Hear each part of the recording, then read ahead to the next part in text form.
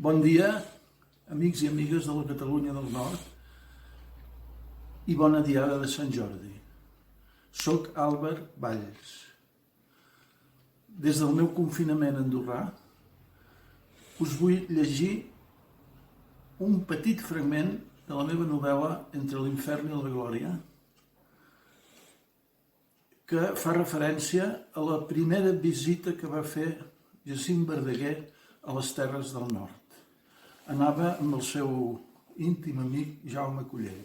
Diu: al poble de Vinçà, entre Perpinyà i Prada, van visitar Josep Torres i Bages, un capellà penedesenc ordenat feia poc i que, malgrat la seva joventut, era doctorat en dret civil i canònic i un conegut propagandista catòlic que s'havia hagut d'exiliar després de les amenaces de mort rebudes a Barcelona per part dels republicans exaltats.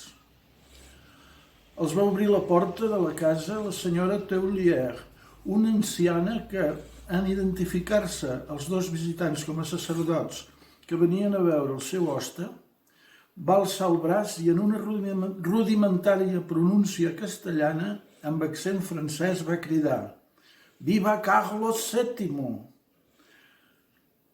Els va convidar a entrar abans de fer-los passar a l'estança on trobarien Torres. Els va mostrar el fulard blanc que tenia preparat per sortir al carrer el dia de la caiguda de la República Francesa i la proclamació d'Enric V de França. «Ça va arriver bientôt, Dieu merci», va assegurar, convençuda. Es van fer a les 7 de la tarda i la senyora Teulière els va servir el sopar. Parlant en català, va dir als visitants que tenien preparada una habitació per a dormir. «Convé pas que transiteu de nit per aqueixos paratges», va afegir. Bona diada de Sant Jordi.